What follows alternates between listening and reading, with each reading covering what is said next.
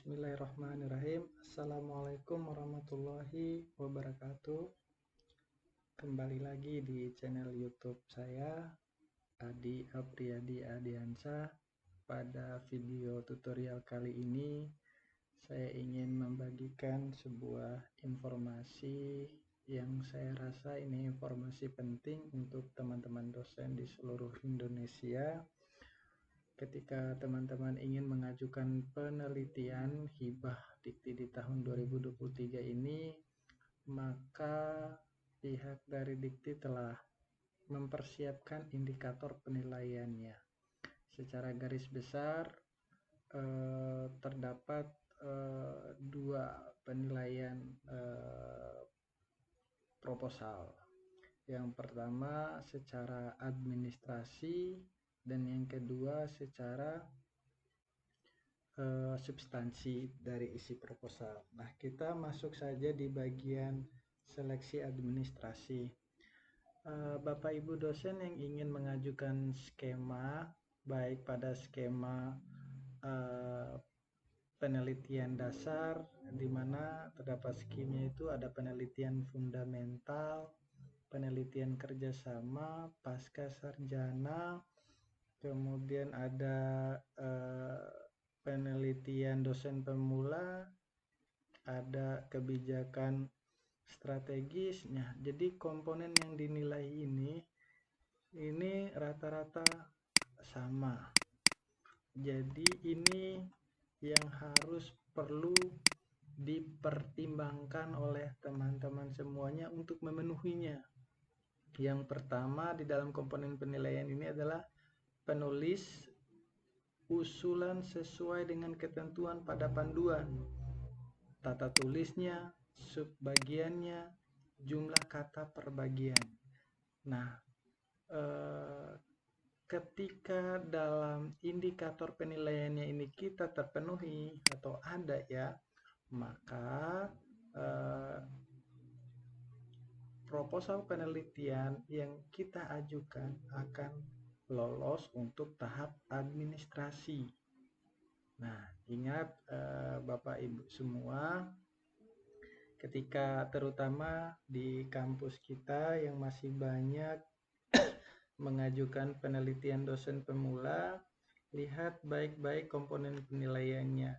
Jangan sampai teman-teman menulis hibah PDP ini di luar dari ketentuan panduan. Di luar dari ketentuan panduan ini, tata tulisnya seperti apa, subbagiannya seperti apa, jumlah kata per bagiannya itu seperti apa. Jikalau indikatornya itu tidak sesuai dengan pedoman, maka secara administrasi hibah dari Bapak dan Ibu tidak lolos. Nah, oke, itu yang menjadi penilaian, komponen penilaian pertama dari seleksi administrasi. Kita lanjut di bagian seleksi substansi. Nah, di dalam seleksi substansi ini, Bapak Ibu semua, terdapat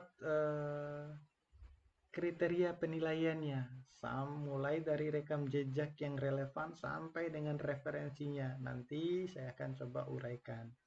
Yang pertama, mereka ataupun tim asesor akan melihat kriteria penilaiannya, rekam jejak yang relevan. Nah, di mana butir penilaiannya? Yang pertama, publikasi atau kekayaan intelektual, buku ketua pengusul yang disertai pada proposal.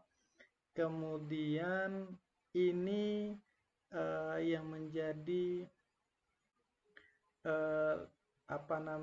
butir penilaiannya. Misalnya ketika publikasinya itu misalnya seharusnya penelitian PDP misalnya luaran wajibnya itu Sinta 1 sampai dengan Sinta 6. Tiba-tiba kita memasukkan ataupun menjanjikan luaran wajibnya itu adalah jurnal nasional yang belum terakreditasi. Nah, maka mereka akan memberikan bobot penilaiannya itu misalnya 5%. Nah, jadi skor yang diberikan nanti ketika misalnya eh, di sini janji kita misalnya luaran PDP kita adalah Sinta 1, Sinta 2. Nah, maka poinnya itu tinggi. Jadi artinya ketika kita menjanjikan di Sinta 1 atau Sinta 2, Sinta 3 dan seterusnya itu, maka skornya itu makin tinggi. Kalau misalnya walahu alam Bapak dan Ibu, kalau misalnya kita ingin mengajukan luaran publikasinya itu pada Sinta 6 atau Sinta 4, mungkin penilaian yang diberikan oleh mereka antara 2 ataupun 3. Nah, jadi kita itu harus mengumpulkan skor sebanyak-banyaknya di dalam pengajuan penilaian proposal kita supaya penilaian kita itu bisa lolos. Nah, begitupun juga dengan kekayaan intelektual, buku ketua pengusul yang disertai dengan pada proposal dan seterusnya. Kemudian di poin yang B ini catatan juga yang paling terpenting. Relevansi kepakaran pengusul dengan tema proposal kata kunci. Nah, misalnya ketua pengusul dia bidang keahliannya IPA, tapi dia mengajukan proposal penelitiannya itu di bidang bahasa misalnya. Ini pastinya akan ditolak. Nah, sekarang secara spesifiknya ketua pengusul ini baiknya menurut saya itu adalah harus punya roadmap penelitian dari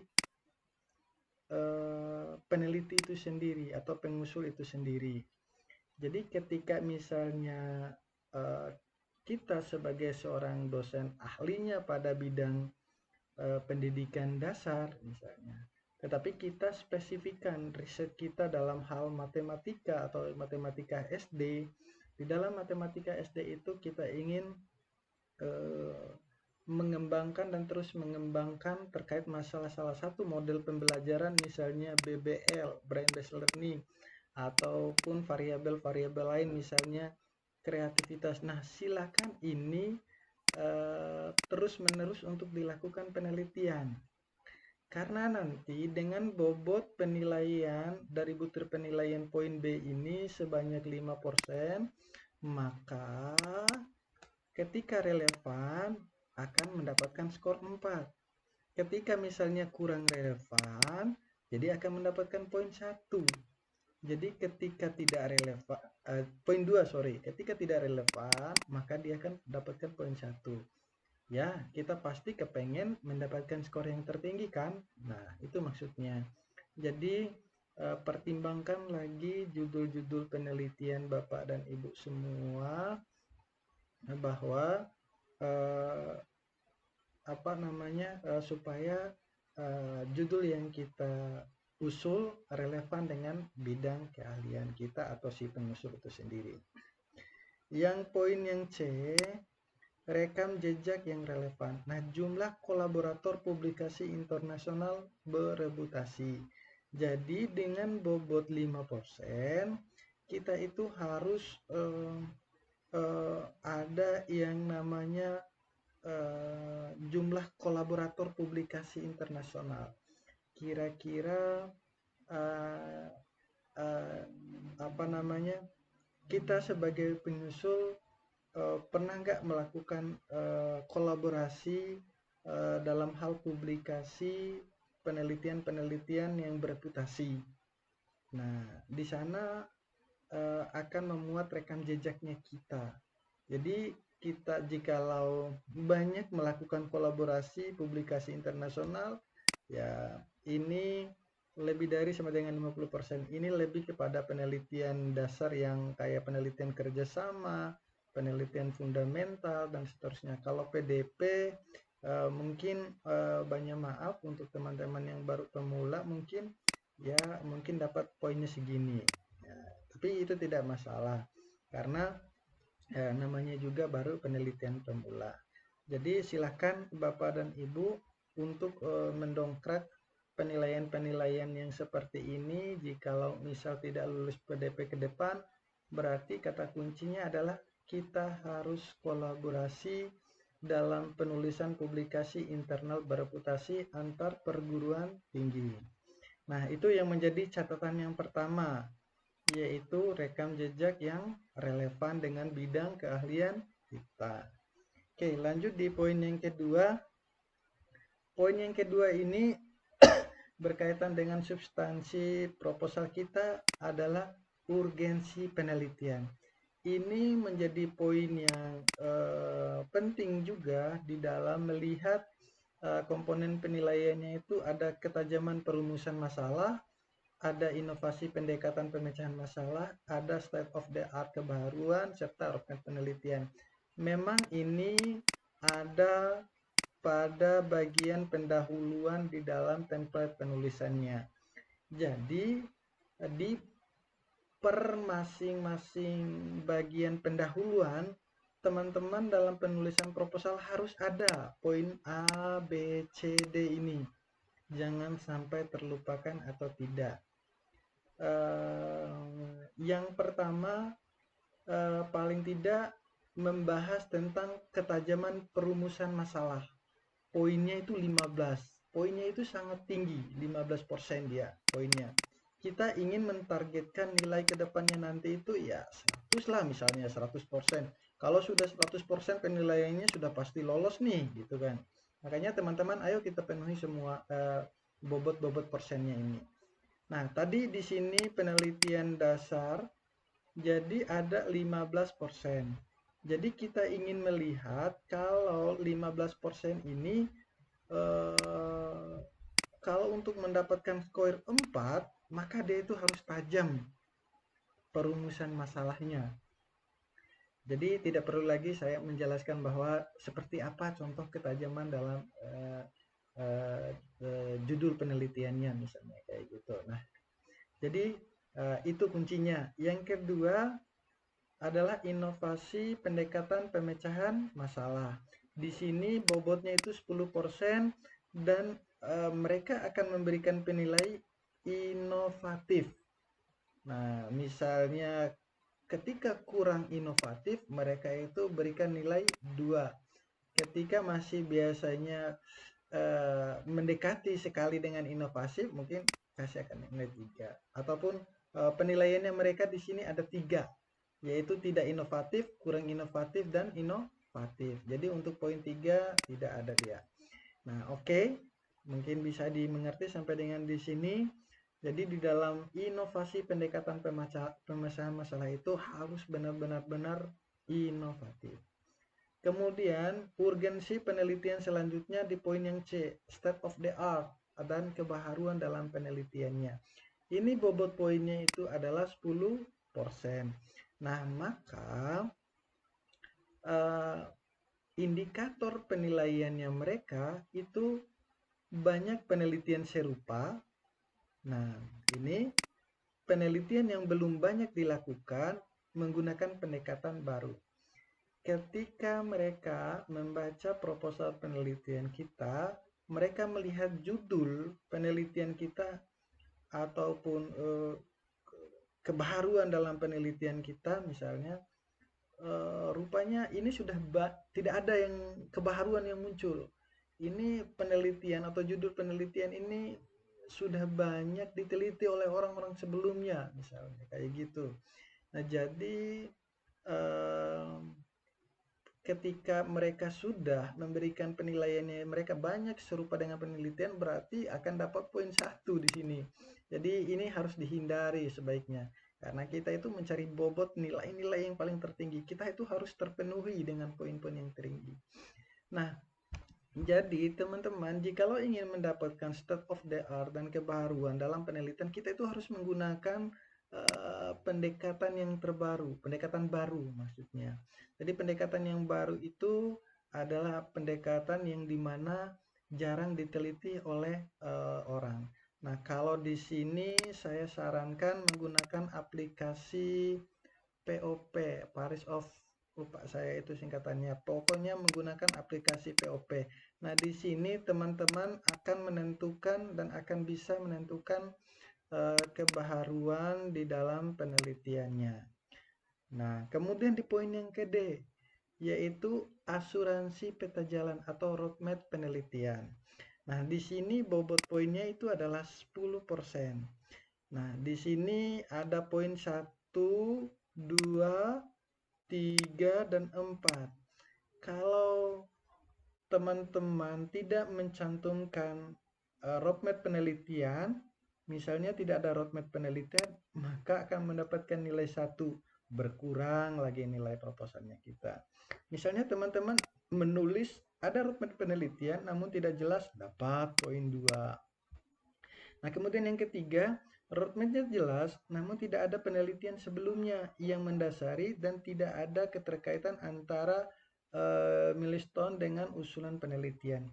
Jadi kita buatkan roadmap tetapi kita tidak menghubungkan. Sekali lagi, kita membuat roadmap dengan jelas, misalnya selama 5 tahun ke depan dari judul penelitian itu, tetapi kita sebelumnya tidak ada riwayat penelitian kita tentang apa namanya penelitian tersebut atau judul penelitian tersebut.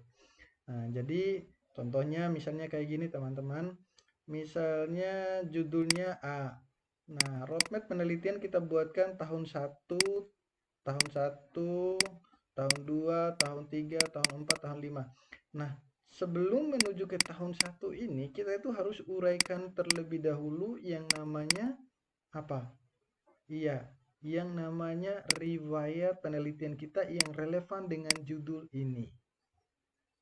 Nah, makanya kita melakukan penelitian itu jangan kemana-mana. Udah penelitian kita itu misalnya di pendidikan karakter, kemudian penelitian kita lagi dengan menggunakan berpikir kritis, kemudian di sana lagi kita menggunakan penelitian atau hasil belajar misalnya, wah tidak konsisten itu makanya. Jadi itu memiliki nilai yang tinggi juga di dalam akuransi peta jalan roadmap penelitian. Nah, kalau kita ingin mendapatkan poin 4, lihat di sini teman-teman. Roadmap-nya itu jelas, ada penelitian sebelumnya yang mendasari, dan ada keterkaitan antara milestone dengan usulan penelitian. Nah, maksudnya teman-teman, ini eh, eh, kita itu di sebuah perguruan tinggi itu kan ada yang namanya RIP ya, Rencana Induk Penelitian yang dikeluarkan oleh PPM. Maka payung penelitian kita itu berdasarkan dari situ sebenarnya. Nah, maka ketika judul penelitian kita yang ingin kita usulkan judul tersebut, pertanyaannya adalah apakah judul penelitian tersebut sudah relevan nggak dengan roadmap ataupun RIP dari LPPM itu sendiri. Nah, itu yang menjadi kuncinya di poin yang nomor 2 ini.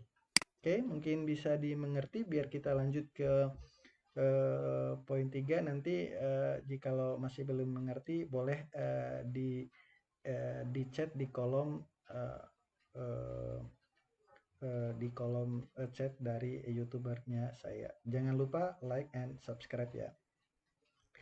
Lanjut pada poin yang ketiga. Nah, tadi urgensi penelitian di poin yang nomor 2, sekarang di nomor 3 itu adalah metode.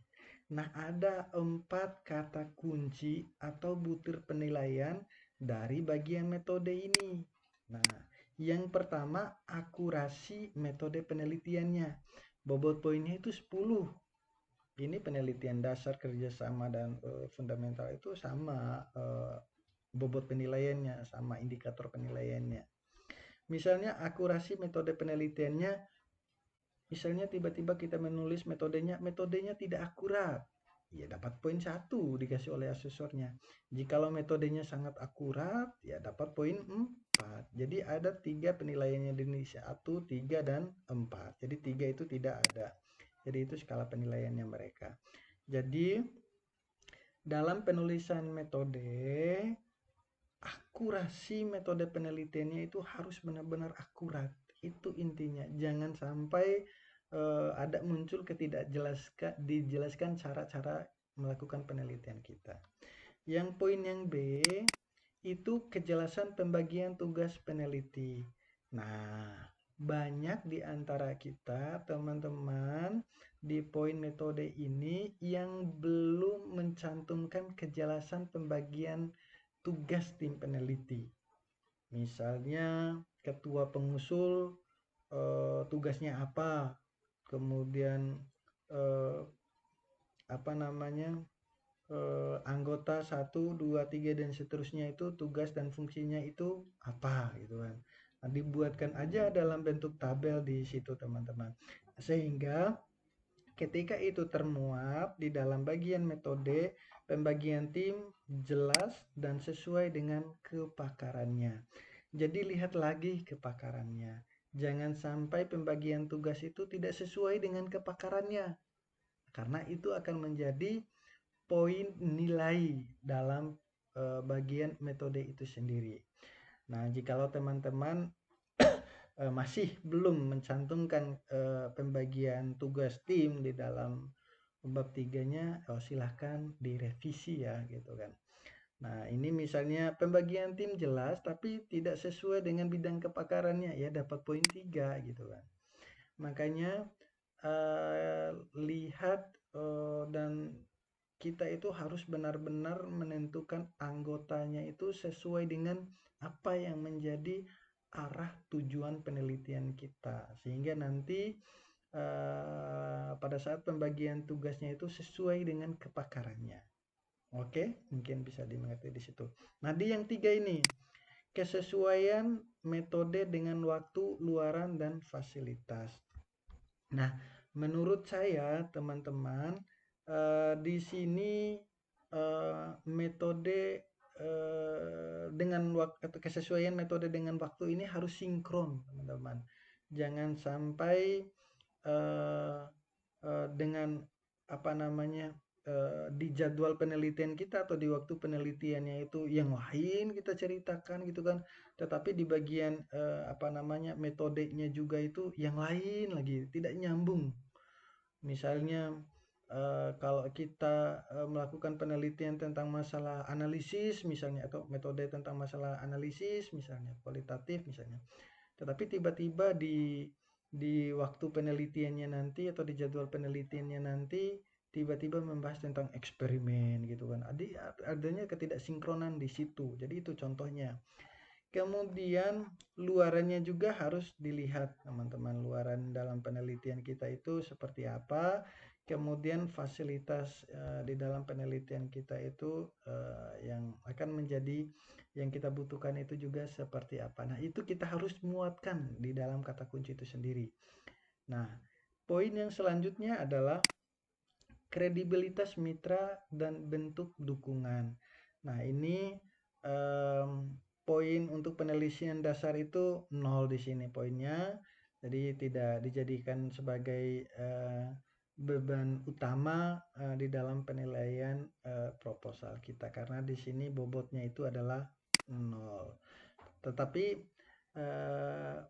menurut saya karena ini tidak wajib kan sebenarnya kalau di akun Bima Mendikbud itu, tetapi paling tidak silahkan dimasukkan gitu kan. Mungkin ada penilaian tambahan dari asesor penilai itu sendiri. Nah, di sini ada mitra kredibel dan dukungan yang signifikan, karena ketika ada akan mendapatkan skor juga dia, meskipun di sini Oke.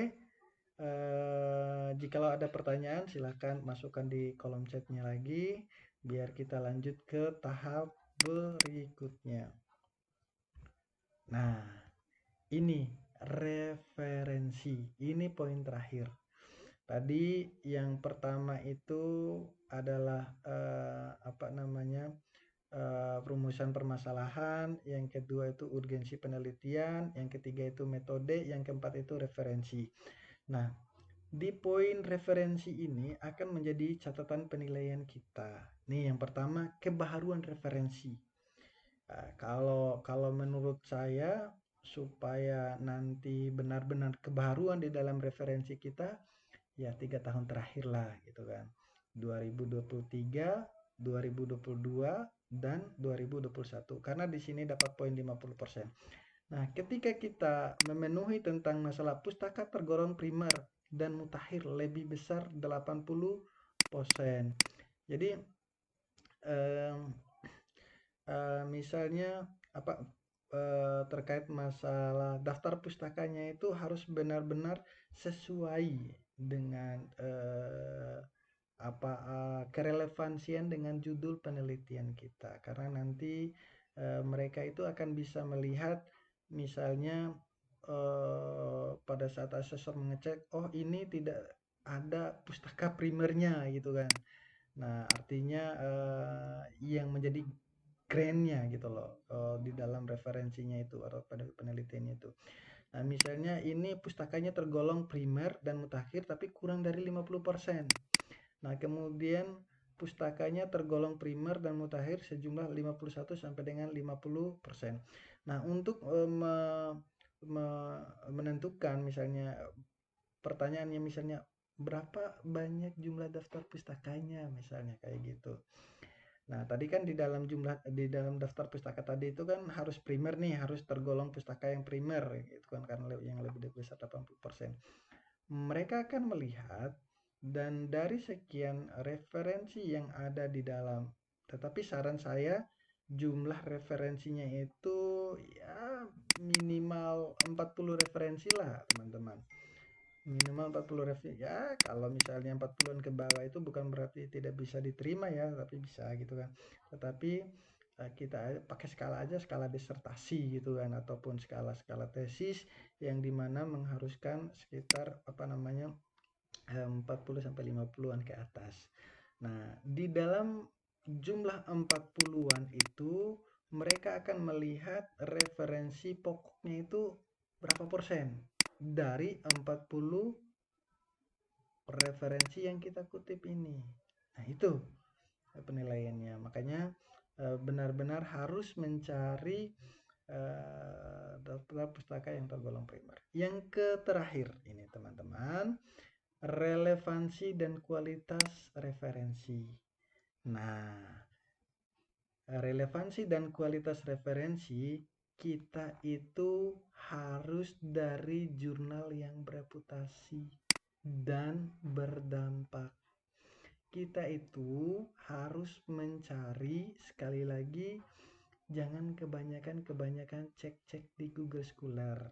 Bukan berarti banyak, maaf ya, karena mereka sesuai dengan indikator penilaiannya mereka itu, mereka maunya referensinya itu yang Scopus, bukan yang tidak terakreditasi, bukan referensi yang Sinta 6, 5 gitu kan.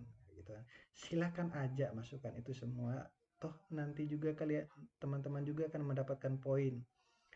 Tidak memenuhi poin 4, tetapi akan memenuhi poin yang misalnya referensi tidak relevan dan tidak ada yang disitasi dalam proposal. Nah, dilihat juga rupanya eh, apa namanya artikel yang menjadikan referensi kita itu jumlah sitasinya itu berapa, sudah berapa. Nah, misalnya 0 ya masih kurang lah gitu kan. Jadi akan dapatkan nilai 1. Nah, sebagian referensinya itu tidak relevan. Mereka mereka itu misalnya membahas tentang masalah berpikir kritis, tetapi referensinya itu banyak hasil belajar. Misalnya referensinya itu membahas judulnya itu membahas project based learning, tetapi referensinya banyak membahas tentang masalah inquiry ya. Jadi tidak relevan. Kalau ingin dapat nilai 3, referensi relevan namun sebagian jurnal tidak bereputasi dan berdampak. Jadi itu dia untuk mendapatkan poin 3. Jadi itu teman-teman semuanya, 4 poin itu menjadi landasan indikator penilaian. Nah, kemudian yang terakhir, ini di bagian penilaian rencana anggaran proposal. Nah, di dalam RAB proposal, butir penilaiannya itu kesesuaian penahapan penelitian dengan RAB. Harus sesuai tahapan penelitian itu dengan RAB.